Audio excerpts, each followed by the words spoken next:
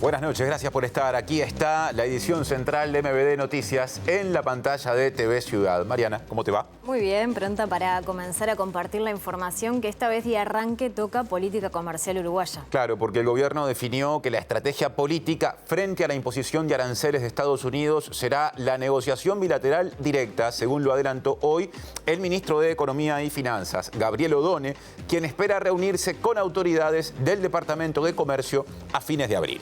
El presidente Yamandú Orsi, en tanto, admitió en entrevista radial en Panamá que la realidad generada por Estados Unidos genera preocupación porque se ha instalado la lógica de una guerra comercial que no beneficia a los países dependientes como Uruguay. Este es uno de los temas, vamos a repasar más. Vemos titulares.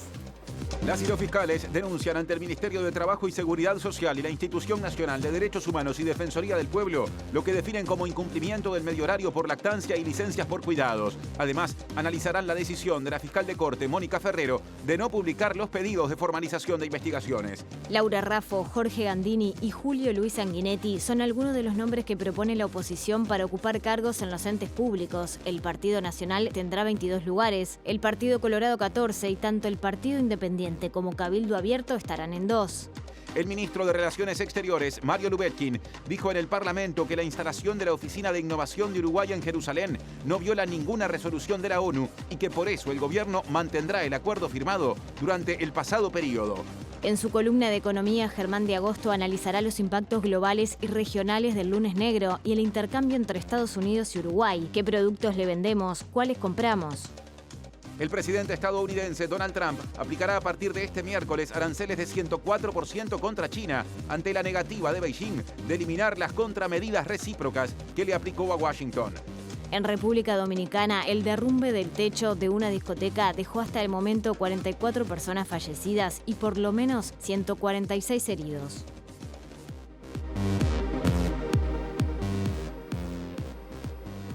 Nos miran en la pantalla de TV Ciudad, también en tvciudad.uy, en nuestro canal de YouTube y nos pueden escuchar por la Uniradio 107.7 FM. Ahora es hora de salir del estudio.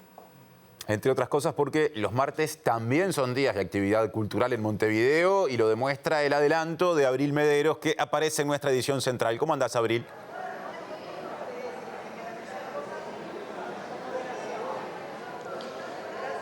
Buenas tardes, así es. Estamos en el Auditorio Nacional del Sodre porque es la previa a la inauguración, la ceremonia de inauguración de una nueva edición del Festival Cinemateca que va a estar comenzando sobre las 20 horas y que se va a estar extendiendo desde este martes 8 de abril hasta el 20 de abril. Un festival que cuenta con una oferta de 209 películas de 65 países y que va a contar esta ceremonia con la presencia, entre otras, de la presidenta en funciones, Carolina Cose. En unos minutos vamos a tener más información al respecto.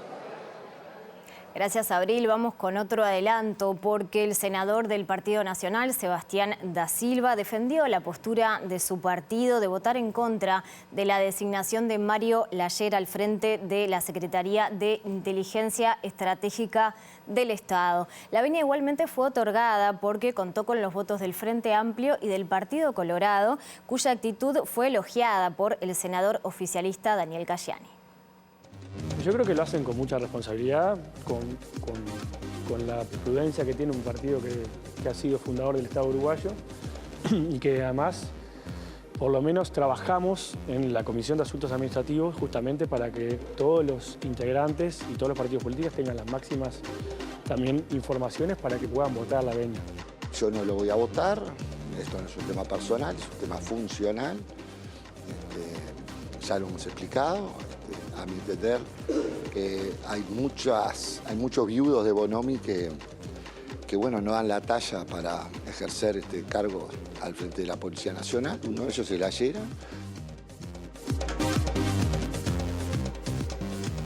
La Asociación de Funcionarios Portuarios. Hacete socio y accederás a beneficios exclusivos como colonia de vacaciones, préstamos, servicios de la salud, tienda online con precios exclusivos y mucho más. Y salimos nuevamente a exteriores para encontrarnos con Martín Duarte, que se encuentra en la Universidad de la República. ¿Cómo andás, Martín? Te escuchamos.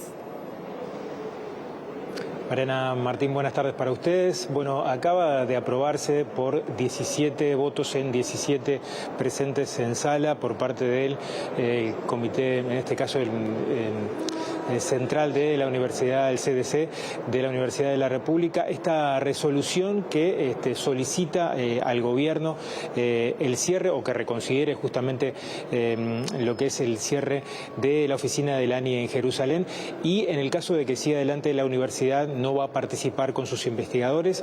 El tratamiento fue hace algunos minutos. Estamos aquí para hablar con el decano de la Facultad de Humanidades, Pablo Martínez, a propósito de lo que fue esta resolución.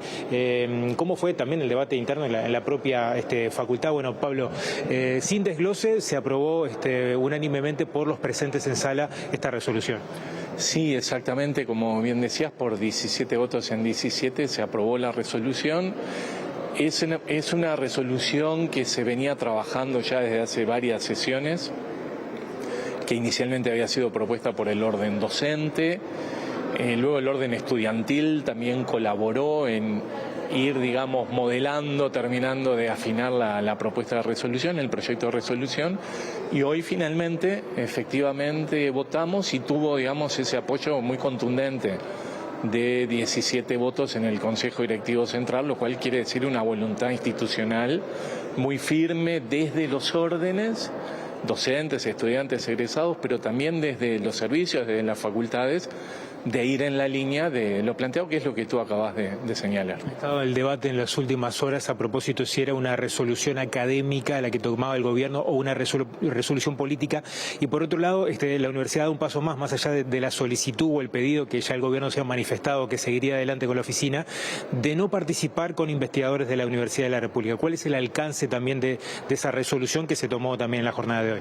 Sí, efectivamente. Nosotros, solicitamos al gobierno de la República que cese la instalación de esta oficina. O sea, el Consejo Directivo Central de la Universidad de la República realiza esa solicitud y en paralelo señala que, más allá del resultado que tenga esta solicitud, no estaríamos participando los investigadores de la Universidad de la República en ninguna actividad vinculada a esta oficina de innovación. Porque entendemos que en este contexto específico, particular en el que se está dando, con muchísimo respaldo en resoluciones de Naciones Unidas, de la Comisión Internacional de la Corte Internacional de Justicia, evidentemente no es el momento del establecimiento de este tipo de instalaciones, además en una ciudad como la ciudad de Jerusalén, sobre la cual también existen resoluciones de Naciones Unidas que llaman a no innovar en su estatus, y establecer una oficina de este tipo de algún modo se choca con esas resoluciones, entendemos nosotros, de Naciones Unidas. ¿Usted cree que es una definición más política que académica la que tomó el gobierno? No nos toca a nosotros comentar, las decisiones del gobierno. Efectivamente, ha sentado una posición.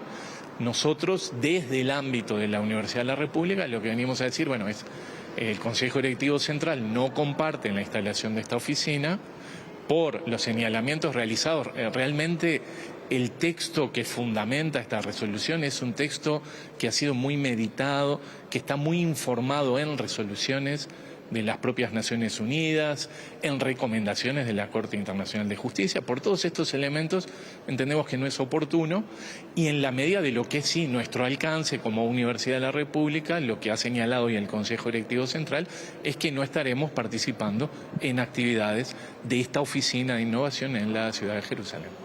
Bueno, muchas gracias por estos minutos. No, por favor, muchas gracias a ustedes. Bueno, mientras transcurriendo con otros puntos en lo que es el CDC, pudimos también conversar con los estudiantes de la FEU, recordar que esta resolución surge a solicitud, o por lo menos presentan dentro del orden del día, desde ADUR, el Sindicato de Docentes Universitarios, y también de la Federación, pero que fue acompañado también por los decanos. ¿Les parece? Compartimos el resumen de la nota que hacíamos. El debate empieza hace mucho tiempo, evidentemente es un tema que no arrancó ahora, y en particular el tema de la oficina de la ANI nos generó mucho ruido desde el principio, que fue planteado por el gobierno anterior. En el último CDC del año pasado, ADUR, la Asociación de Docentes, nos trae esta propuesta al CDC, que incluía un pedido de asesoramiento ante las posibles irregularidades legales, además que tenía abrir una oficina en un territorio que está protegido legalmente por la ONU, va en contra de todas las recomendaciones que hay, también de la Corte Internacional de Justicia. Y bueno, con la FEU nos parecía que era insuficiente el pedido de asesoramiento, que había ya elementos para pedir un cierre de la oficina. Era fin de año, entonces se terminó postergando y bueno, en marzo con la FEU propusimos que además se pidiera efectivamente el cierre de la oficina del gobierno y en caso de que no se accediera, que la UDELAR no participe en ningún proyecto relativo a la oficina. Ahora volvemos a estudios para abordar otros asuntos. Le agradecemos por el móvil a Martín Duarte y al resto del equipo. Les contamos que el presidente Yamandu Orsi dijo que la nueva política arancelaria estadounidense, recientemente anunciada por el presidente de Estados Unidos, Donald Trump, instaló la lógica de una guerra comercial, por más dura que suene esa palabra. Sí, lo dijo en entrevista con Radio Panamá antes de dejar ese país y previo a llegar a Honduras. Creo que estamos todos preocupados porque yo entendí, yo soy de izquierda, vengo de la izquierda, pero entendimos hace tiempo que las economías se tienen que abrir, que el mundo precisa puertas abiertas. Yo recuerdo que uno de los orgullos que tenemos en Uruguay es que cuando gobernaba, creo que era Sanguinetti, o sea que no es de mi partido, en la ronda Uruguay del GATT, no me olvido, en la OMC se le dio entrada a China, por ponerte un ejemplo, ¿no? ¿Cuál era la novedad de la época? Es que aquel gigante asiático se abría al libre comercio mundial y a nosotros nos costó, desde el punto de vista filosófico, ir entendiendo que el mundo era mejor si las puertas se abrían. Lo que estamos viendo hoy es un mundo que se cierra, donde la integración parece ser la excepción y no la regla, donde ya nadie te plantea un TLC, donde, hay que decirlo con toda la letra, se instala la lógica de una guerra comercial, y perdón si es muy dura el término, pero hasta menos. Entonces, más allá de quién lo plantea, si es los Estados Unidos o Europa en su momento, a nosotros, países dependientes, países pequeños, que necesitamos de la interrelación, de la interdependencia inteligente, bueno, son señales que nos preocupan. Sobre el mismo asunto, el ministro de Economía, Gabriel Odone, anunció que el gobierno realizará negociaciones bilaterales con Estados Unidos para determinar con exactitud el impacto del incremento de los aranceles dispuestos por la administración de Trump. Odone habló porque este mediodía participó del almuerzo mensual de la Asociación de Dirigentes de Marketing, ADM, y dijo en ese ámbito que el gran desafío del actual gobierno es generar inversiones por 16.000 millones de dólares anuales, equivalentes a 20 puntos del Producto Interno Bruto. Lo que hemos acordado a nivel Poder Ejecutivo es que las eventuales conversaciones que tengamos las vamos a tener de manera bilateral una vez que el gobierno de Estados Unidos pueda hacerlo. Yo estoy intentando, a la medida que voy a viajar la penúltima semana de abril a Washington por unos compromisos con el Fondo Monetario y con el Banco Mundial, ver la posibilidad de reunirnos con el Departamento de Comercio, a ver si hay alguna opción de poder conversar. Sería ideal, tenemos una agenda para compartir y algunas preguntas que formular. Como en toda situación, se producen oportunidades. Uruguay, afortunadamente, está dentro de los países que cayó con menores niveles arancelarios y eso abre alguna oportunidad relativa que estamos evaluando. Odone insistió en la necesidad de que el país genere las condiciones macroeconómicas adecuadas para fomentar la inversión, en particular del sector privado.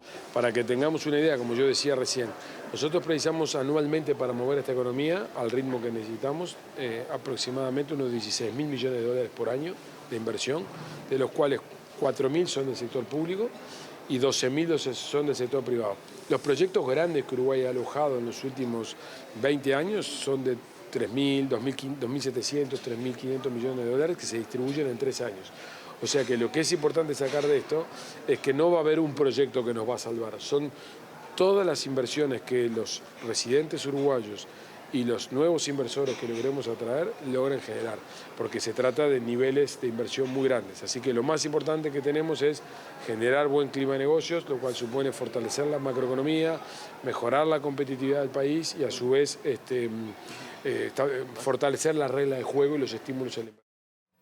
Y ahora pasamos a la política doméstica, porque los partidos de la oposición ya definieron buena parte de los nombres correspondientes a los 40 cargos que se les otorgaron para participar de la gestión de organismos públicos. A partir de mañana comenzarán a votarse en el Parlamento las designaciones que requieren justamente de venia legislativa. De los 40 cargos para la oposición en los entes autónomos y servicios descentralizados, 22 irán para el Partido Nacional, 14 para el Partido Colorado, 2 para Cabildo Abierto y otros 2 para el Partido Independiente. Por el Partido Nacional ya hay confirmados varios nombres. Laura Raffo será directora de la oposición en Antel, Darío Castiglioni en UTE y Jorge Gandini ocupará ese rol en la Administración Nacional de Puertos. En tanto, Federico Daverede será oposición en la Comisión Administradora del Río Uruguay y Juan Curbelo en la Comisión Administradora del Río de la Plata. Además, según informaron fuentes blancas a MBD Noticias, Martín Fernández y Richard Charamelo irán al Brou y al Laurcea, respectivamente, mientras que Sebastián Borsari tendrá un lugar en la Corporación Nacional para el Desarrollo. Al nacionalismo también le corresponde un lugar como oposición en el Tribunal de Cuentas, que según las fuentes consultadas no será ocupado por Nicolás Martinelli, como había trascendido en la prensa. Dentro del Partido Colorado, el sector de Andrés Ojeda tendrá a José Ami en la OCE y a Julio Luis Sanguinetti en el Banco Central. En tanto, el sector Crece de Robert Silva eligió al representante de Contralor en INAU, aunque desde el espacio evitaron adelantar de quién se trata. Vamos Uruguay optó por Germán Coutinho para estar al frente de ANCAP, mientras que el grupo del senador Gabriel Gurméndez eligió a Luca Manassi para el Instituto Nacional de Colonización. Ciudadanos, en tanto, aún no definió a quién designará para representar a la oposición en la Administración de Ferrocarriles del Estado. Vamos Uruguay también tendrá un ministro en la Corte Electoral, lugar que ocupará Max Zapolinsky. Cabildo Abierto, por su parte, ya tiene resueltos sus nombres. Marcos Laen será director de la oposición en el Banco Hipotecario del Uruguay y Marcos Metorlo será en la Comisión Mixta del Río Cuareim. En tanto, el líder del Partido Independiente, Pablo Mieres, indicó a MBD Noticias que los nombres de esa fuerza política aún no están definidos y que se discutirán este miércoles. Y como adelantamos, el exdirector de la Policía Nacional, Mario Lallera, obtuvo hoy con votos del Frente Amplio y del Partido Colorado la venia para ser designado al frente de la Secretaría de Inteligencia Estratégica del Estado. Habló el senador frente amplista Daniel Cayani, que aparte es el coordinador de la bancada oficialista en la Cámara Alta, y elogió por un lado la actitud del Partido Colorado, que dio esos votos para sacar adelante la venia de Lallera, al tiempo que aclaró que hoy se cerró el capítulo de votación de venia proporcionadas o enviadas por el Poder Ejecutivo, o sea, por el oficialismo, y que para cerrar la totalidad del proceso falta que se voten las venias cuyos nombres deben ser definidos por los partidos opositores.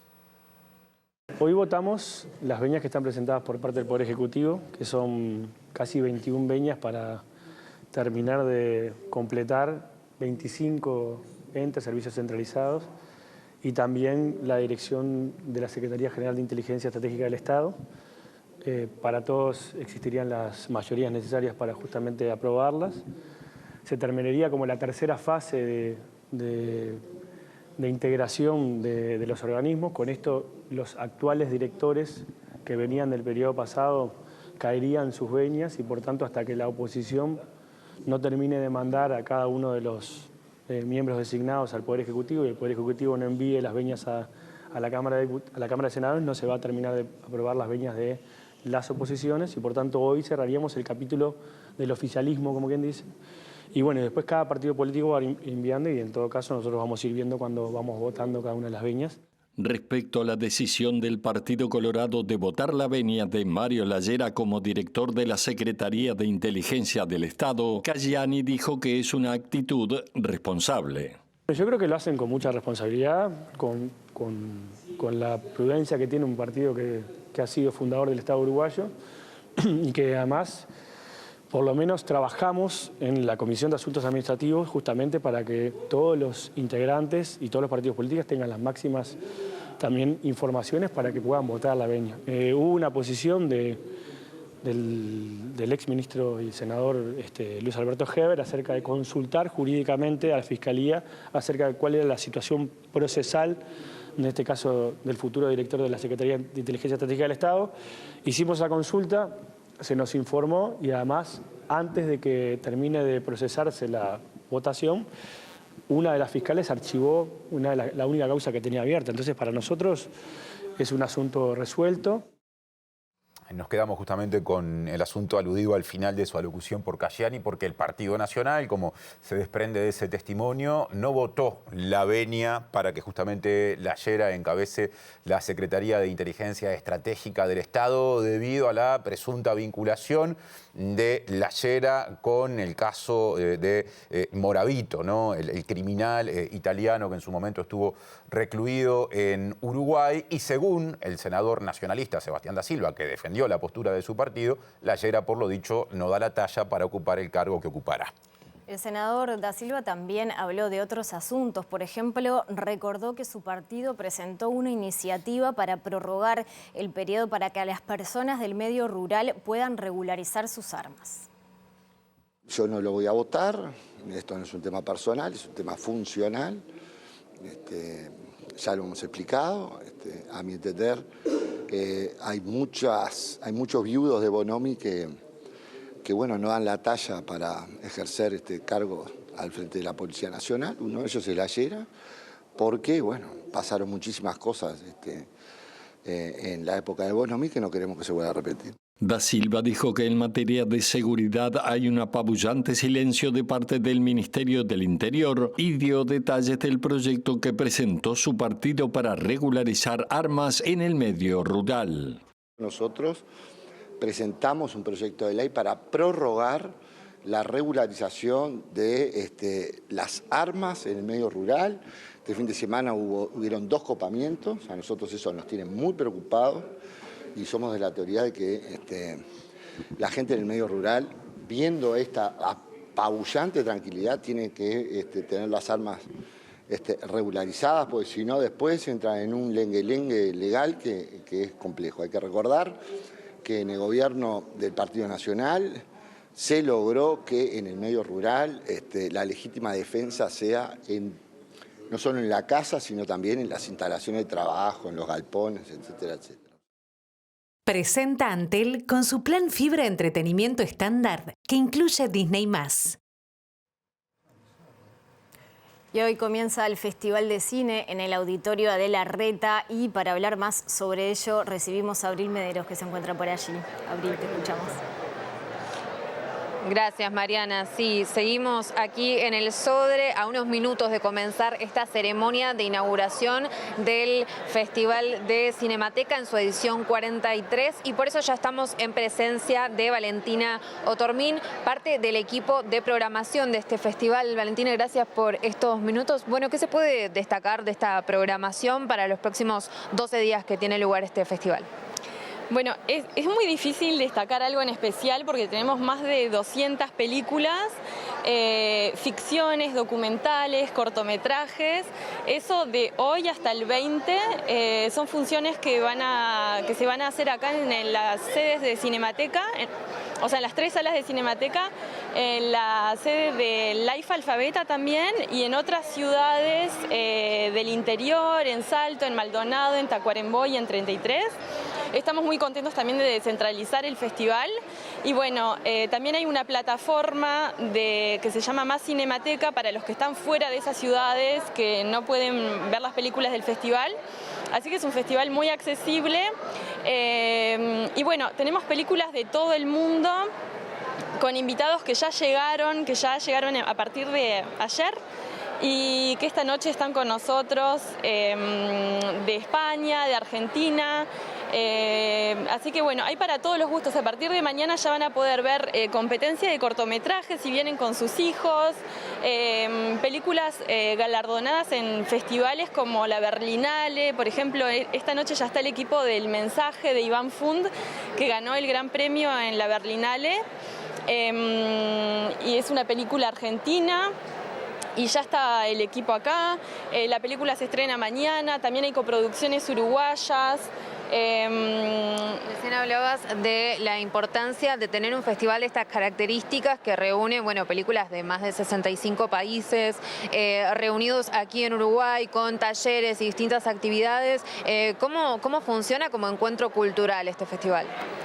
Bueno, este festival, o sea, lo que me parece muy importante y que lo caracteriza, digamos, como festival, es que además de tener funciones en el cine, a las cuales podemos asistir todo el año en Cinemateca, tiene la particularidad de recibir invitados y de generar un diálogo con el público, que es lo que nos interesa, que una película genere un debate, y más cuando se programan películas con temáticas tan fuertes como, por ejemplo, películas películas históricas, que se hacen con material de archivo, películas que tratan sobre temas de medio ambiente, películas que tratan sobre conflictos actuales, y también con estéticas más arriesgadas.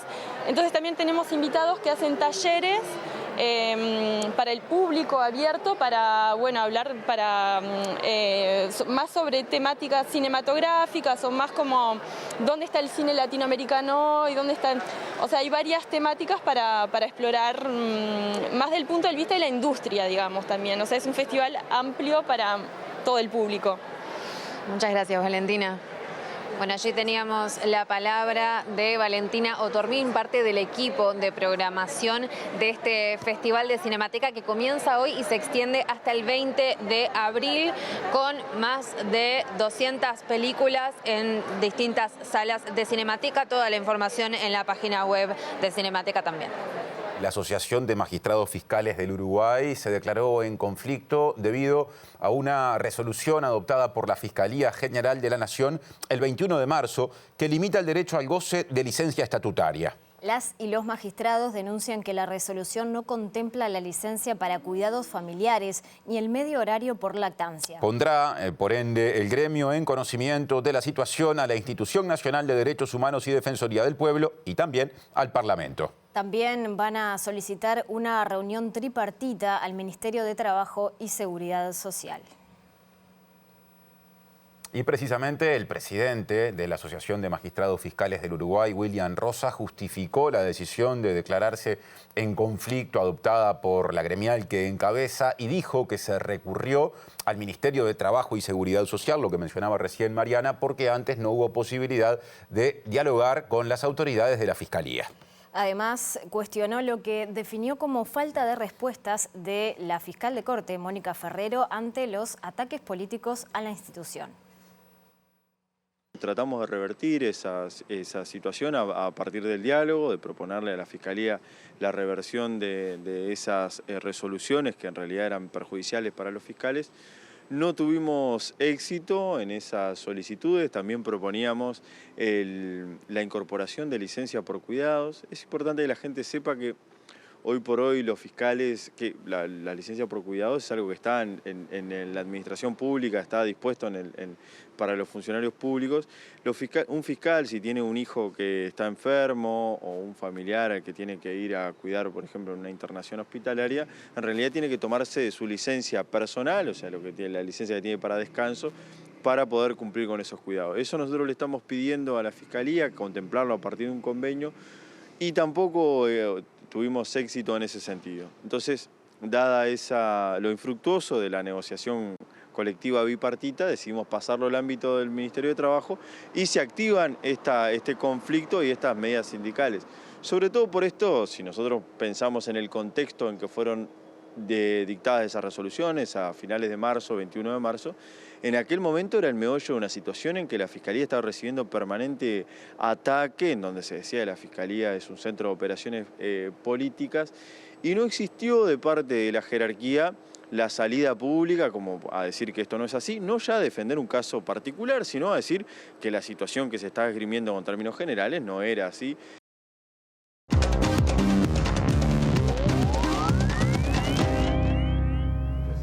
Este noticiero tenía economista a cargo de columna, ahora tiene economista padre a cargo de columna. Germán de Agosto, bienvenido, es un gustazo tenerte por acá. y felicitaciones. Muchas gracias, Tincho. Un gusto volver. ¿Cómo es esto de volver acomodándose de a poquito a la normalidad con un hijo nada menos? Tal cual. Hay que balancear. Bueno, es un gusto tenerte por acá y todo casi que encaja perfectamente porque estamos atravesando un tiempo muy particular a partir de los anuncios arancelarios realizados por el presidente de Estados Unidos, Donald Trump, y es bueno tenerte para empezar a ponerle análisis a eso. Se habló, por ejemplo, de lunes negro al comienzo de esta semana, ayer, en realidad. ¿Qué tenés para decir? Bueno, mira, podemos poner en perspectiva histórica la situación excepcional que estamos atravesando. Y este gráfico es ilustrativo, porque fíjate que acá tenemos el nivel arancelario promedio de Estados Unidos desde 1900. ¿Sí? Fíjate que acá tenemos la depresión de los años 30, que Trump ahora alega que fue justamente resultado de no contar con aranceles, cuando fue justamente lo contrario. ¿Sí? Tenemos el antecedente de la Organización Mundial del Comercio con la rebaja de los aranceles y tenemos cómo quedaría ahora el nivel promedio con los aranceles que anunció en el Día de la Liberación. Claro. Fíjate que estamos en un nivel casi del 30%, es decir, con el nivel de proteccionismo estadounidense más alto en más de un siglo. Eso es un poco la perspectiva histórica del momento excepcional que estamos atravesando, donde en particular se termina de quebrar o romper el orden internacional que se había conformado después de la segunda posguerra. ¿Esto es una especie de camino sin retorno en ese sentido? ¿Es una era nueva la que empieza en términos comerciales? Exacto, ya teníamos bastantes antecedentes de que algo así podía pasar, pero naturalmente, incluso le puso un título, un rótulo tan particular, es como el golpe definitivo para terminar de quebrar ese orden al que estábamos acostumbrados, que justamente dio origen a las eras de la globalización que habíamos transitado, particularmente de los años 80, como mencionaba Orsi en la entrevista que estaba dando. ¿Sí? Así que en contexto histórico estamos en un momento donde se materializa efectivamente una guerra comercial global y vos hacías referencia al lunes negro. Vamos a la siguiente placa, ¿sí? El lunes negro, porque es un rótulo que se le dio en su momento al lunes de 1987 y siempre recurrimos a eslóganes del pasado para describir eventos nuevos. Y si te fijas acá, este es el índice que se conoce como el índice del miedo. ¿Qué es lo que mide? Básicamente mide la volatilidad de los mercados financieros y el impacto que tienen los distintos episodios que transitamos. ¿Sí? Esto tenemos datos desde que se crea este índice, de los 90, y si te fijas tenemos 3 picos. Básicamente la crisis del 2008, eso es septiembre del 2008, cuando cae Lehman Brothers y comienza la crisis financiera del 2008. La pandemia, el segundo gran pico que tenemos, y si te fijas, lo que está sucediendo ahora es el tercer pico de volatilidad e incertidumbre, que es la otra cara de lo que vemos cuando miramos los índices bursátiles. ¿Sí? Por ejemplo, vos podés ver en el Standard & Poor's, el S&P 500, lo que tiene acumulado de pérdida desde que se anunciaron los aranceles la semana pasada, es la mayor nivel de pérdida desde 1928. O sea, son muchas referencias que nos llevan a casi un siglo para atrás. Y eso es global. Tenemos índices bursátiles europeos, asiáticos, norteamericanos. Es global, efectivamente, porque estamos viendo cómo ese orden, de alguna manera, termina de resquebrajarse. ¿Sí? Y esto es más incertidumbre, más volatilidad, menos comercio, menos crecimiento global, ¿sí? Menores precios de los productos que vendemos, ¿sí? Mayores costos de financiamiento para países como el nuestro, monedas más debilitadas, ¿sí? O sea que es un escenario mucho más complejo para países emergentes, en particular para países de la región, que ya de por sí enfrentamos desafíos estructurales en un mundo que no estaba tan turbulento, tan fraccionado, tan polarizado, tan cerrado como el que estamos justamente configurando actualmente. Menos comercio, dijiste, y mencionaste a países como Uruguay. Bueno, vamos a empezar a hablar ahora del vínculo comercial preexistente o anterior a esta decisión del gobierno estadounidense entre Uruguay y Estados Unidos. Exactamente. Si vamos una placa más, y acá tenemos justamente lo que tiene que ver con el balance comercial de bienes. En naranja tenemos lo que nosotros le vendemos a Estados Unidos, sí, y en azul tenemos lo que nosotros le compramos a Estados Unidos. ¿Qué se desprende del análisis de las torrecitas? Que nuestras exportaciones son menores que lo que le compramos. Es decir, tenemos una balanza negativa con Estados Unidos. Aunque la brecha se fue acortando en los últimos años. Fíjate, en el 2024 estamos bastante empatados. Iguales, ¿sí? Sí. Pero de alguna manera hemos sido objeto de un ataque mayor porque tenemos un balance que es desfavorable para nosotros. ¿Sí? En 2024 en particular, Tincho, si vos te fijás, ahí tenemos los principales destinos de exportación uruguaya. El 24% de lo que exportamos va a China, sí, 18% a Brasil, 14% a los países que conforman la Unión Europea y el 9%, es decir, el tercer país destino, si sacamos el bloque, de origen de nuestras ventas hacia el resto del mundo. Y muy, ¿sí?, por debajo del segundo, porque Brasil lo duplica, ni que hablar China, ¿no? Exactamente, pero es un destino muy importante tanto para bienes como para servicios. En particular, para servicios es el destino principal que tenemos. Y si te fijas que hablábamos del enriquecimiento mundial, bueno, China es justamente el otro motor que tiene el mundo, y ahora con los aranceles del 104% que le impondría a Estados Unidos, un anuncio que fue reciente en las últimas horas. Y en un rato Alejandro Gabart lo tendrá en el segmento internacional muy económico. Exacto, vos aumentás la probabilidad de recesión en Estados Unidos con esto, aumentás la probabilidad de una recesión más pronunciada en China, y lo que tenés es justamente que se te apagan los dos motores del mundo en términos de crecimiento y de comercio, ¿sí? Claro. O sea que acá lo que tenemos entonces es cómo se configura nuestra canasta exportadora, si se quiere, desde el punto de vista de los destinos. Ahora bien, vamos a la última placa para entender qué es lo que le vendemos a Estados Unidos, ¿sí? Y cómo de alguna manera puede cerrar un balance de amenazas y oportunidades, sabiendo que en realidad las amenazas lucen mucho más pesadas que las oportunidades. Pero si nos fijamos, estos son los principales productos que le vendemos. Acá estamos expresados en millones de dólares y ahí la participación del total. En carne bovina le vendemos básicamente el 50% de lo que le vendemos al mundo, se lo vendemos a Estados Unidos. Lo que vemos en verde en esta gráfica. Es el 50%, que son 594 millones de lo que le vendemos al mundo, ¿sí? Después tenemos celulosa, 200 millones, y lo que tenemos es un 17% de participación. Subproductos cárnicos, un 11%. Madera y productos de madera, ¿sí? Que es el principal destino, es Estados Unidos, es un 7%.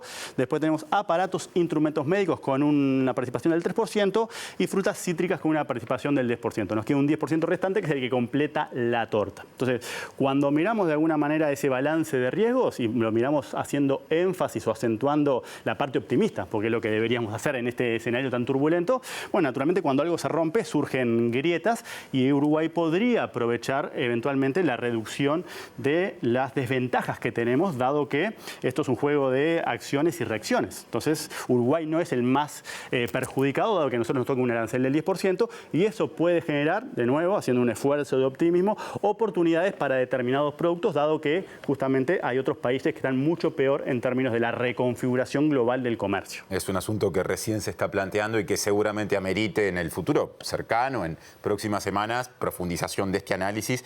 Queda planteado a modo de introducción. Totalmente, pues fíjate, todos los días tenemos una noticia nueva. 104% de aranceles de China es de las últimas horas. Así que este sobre juego todo, y el impacto en Uruguay, ¿no? Yo que sé, pienso en la industria frigorífica en este tiempo en el que hay tantas dificultades acá, pero también me quedo con lo que decías. Ojo que otros países tienen que pagar arancel más alto. Entonces, de repente, ese 10% termina siendo menos en comparación con algunos países eventualmente competidores de Uruguay en ese rubro. Exactamente. Hasta la próxima, Germán. Hasta la próxima, Tincho. Sigue Mariana haciendo MBD Noticias en TV Ciudad.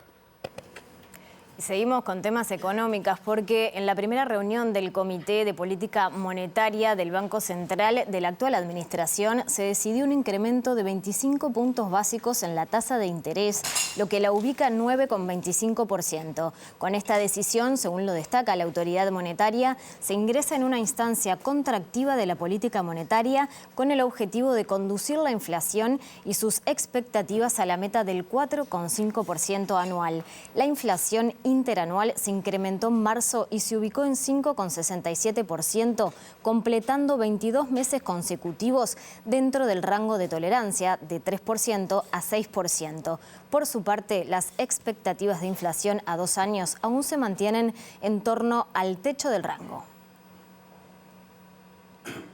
Presenta Mercado Agrícola de Montevideo, en el corazón de un barrio donde late la ciudad.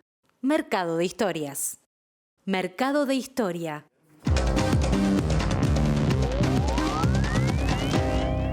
¿Qué tal? Buenas tardes. Abrimos el capítulo internacional y seguimos hablando de economía porque el gobierno de Estados Unidos y en particular el presidente Donald Trump redobló la apuesta y elevó a 104% los aranceles a China. Esto después de que China no quitara sus contramedidas. Vamos paso por paso. Trump le impone medidas del 34%, China responde con medidas similares y a partir de allí Trump le da al gobierno chino un plazo para que modifique esas medidas y no le iba a aplicar un 50% más, que es lo que hizo finalmente, lo que eleva justamente la cifra a 104%. Por otra parte, las bolsas hoy, después de varios días de caída, reaccionaron positivamente, lentamente, pero en forma positiva.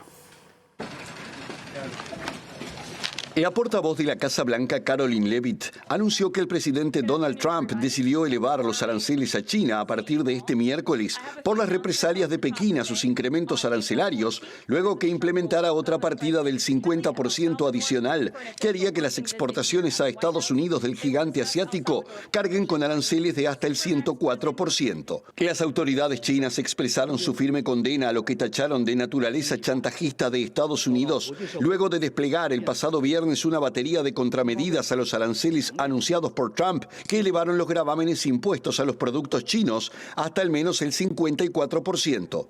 El portavoz del Ministerio de Exteriores chino, Liang Jiang, aseguró este martes que las acciones de Estados Unidos no reflejan una voluntad genuina de entablar un diálogo serio, demostrando una actitud de igualdad, respeto y beneficio mutuo, y subrayó que si Washington insiste en una guerra arancelaria o comercial sin tener en cuenta los intereses de ambos países y de la comunidad internacional, China estará preparada para llegar hasta el final. Más temprano, los principales índices de Wall Street abrieron con una fuerte alza después de 3 días de pérdidas, una muestra de que los inversores esperan que Estados Unidos se abra a las negociaciones sobre alguno de los aranceles, mientras que las bolsas europeas y asiáticas también mostraron un leve repunte tras varios días de caídas luego de los anuncios arancelarios del gobierno de Estados Unidos. El techo de una discoteca emblemática de Santo Domingo se desplomó en plena actuación de uno de los artistas más famosos de República Dominicana, Ruby Pérez, que llevaba a cabo un espectáculo cuando se vino todo abajo. Cuando armábamos toda esta información eran 44 los muertos. Lamentablemente se ha incrementado en los últimos minutos el número, las cifras, y ha llegado a 56, pero también por el momento porque se teme que sean muchas más las personas fallecidas a raíz de que había unas 500 personas en este sitio que ha marcado la historia cultural reciente de República Dominicana, no solamente porque se han presentado allí los artistas más famosos de ese país, sino también de nivel internacional. El gobierno dominicano decretó 3 días de duelo y sigue con las investigaciones para ver por qué se produjo esta tragedia. Una tragedia sin precedentes sacudió esta madrugada a la capital dominicana, cuando el techo de la discoteca Jet Set, uno de los locales más emblemáticos de Santo Domingo, se desplomó durante una presentación del merenguero Ruby Pérez, dejando hasta el momento 44 muertos y 146 heridos, de acuerdo con cifras preliminares ofrecidas por el Centro de Operaciones de Emergencias. El siniestro ocurrió mientras el artista interpretaba uno de sus temas más conocidos y, según estimaciones, unas 500 personas se encontraban en el recinto, aunque su capacidad total supera las 1000. El gobierno dominicano informó que una veintena de instituciones trabajan de manera articulada y por turnos, empleando maquinaria pesada, tecnología de rescate y personal altamente capacitado, mientras en los alrededores del lugar se vive un ambiente de angustia por parte de familiares de las víctimas que permanecen en vigilia frente a la discoteca, los hospitales y el Instituto Nacional de Ciencias Forenses, esperando noticias. Mientras tanto, Ruby Pérez, ícono del merengue dominicano, fue localizado con vida, según confirmó su hija, luego que el artista fuera encontrado entre los escombros, gracias a que se puso a cantar para ser localizado por los rescatistas. El presidente Luis Abinader ha decretado 3 días de duelo nacional por la tragedia, mientras las autoridades informaron de que en las próximas horas ofrecerán una nueva rueda de prensa con actualizaciones sobre las labores de rescate, identificación de víctimas y análisis preliminares de las causas del derrumbe. Está hablando en este momento la presidenta en ejercicio, Carolina Cosa, en el Festival de Cinemateca. La escuchamos. Pero también, y no menos importante, por los aspectos culturales. Aspectos que tienen que ver con la cultura del trabajo, con la integración de la sociedad, pero también por la generación de cultura y aspectos que tienen que ver con la integración de Uruguay en el mundo. Esta es la 43ª edición del Festival Internacional del Uruguay, con más de 200 títulos. Creo que hay alrededor de unas 20 obras del Uruguay. Este año se está haciendo un esfuerzo importante y va a ser itinerante. Va a estar en Montevideo, pero también en Rocha, 33. Creo que esta misma noche ya hay cine en 33, en Salto, en Maldonado. Verdaderamente Uruguay, durante el periodo del doctor Tabaré Vázquez, tuvo una acción determinante en lo que es la industria audiovisual a través de un tax break La matriz de telecomunicaciones sin duda tuvo un rol determinante en la industria audiovisual en el Uruguay, pero eso no hubiera sido posible, no alcanza con eso sin la gestión cultural, sin la gesta cultural, si en Uruguay no hubiéramos tenido los creadores que tenemos, los actores, las actrices, la capacidad creativa del Uruguay. Y a eso tenemos que seguir apostando por la economía, por la industria y por la cultura del Uruguay. Entonces creo que me pareció que era un gesto que le debía al cine nacional en todos estos sentidos. Acá estoy con Gisela Previtale, que es la directora de la CAU y que, bueno, que tiene también vasta experiencia en el rubro por todo lo que ha sido su accionar en los años que pasaron en la Intendencia de Montevideo. Estoy muy contenta de estar acá, en este espacio de cultura y de integración en el Uruguay y el Uruguay con el mundo. Nos quedamos con estas palabras de Carolina Cose, vicepresidenta de la República, en este momento presidenta en ejercicio debido a que está justamente de gira internacional el presidente Yamandu Orsi. Y antes de la despedida repasaremos el pronóstico del tiempo. Les contamos que según Inumet, mañana estará nuboso y cubierto con probables precipitaciones y ventoso. Esto tanto para la mañana como para la tarde-noche. Pasamos ahora al pronóstico que Inumet ha publicado correspondiente a pasado mañana, jueves, en este caso 10 de abril, para Montevideo y cercanías. Por la mañana, cielo nuboso y cubierto con precipitaciones aisladas y por la tarde y la noche, nuboso y cubierto con precipitaciones. Así que por ahora, lluvias para las próximas 48 horas. Temperaturas extremas previstas para el día jueves, una mínima de 18 grados y una máxima de 25. Bueno, a resguardarse entonces quienes puedan. Nosotros nos encontramos mañana. Sí, claro, y ya viene, ¿no? Pegadito a MBD Noticias, como siempre, el lado B, a la pantalla de TV Ciudad. Gracias por estar.